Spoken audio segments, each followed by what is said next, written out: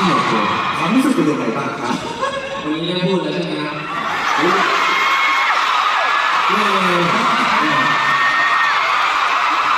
นี่เดี๋ยวนะผม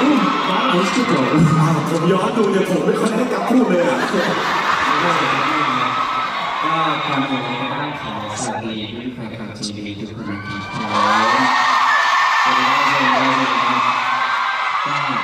ยินดีแล้วก็เป็นเกียรติมากๆก็ดีใจมากที่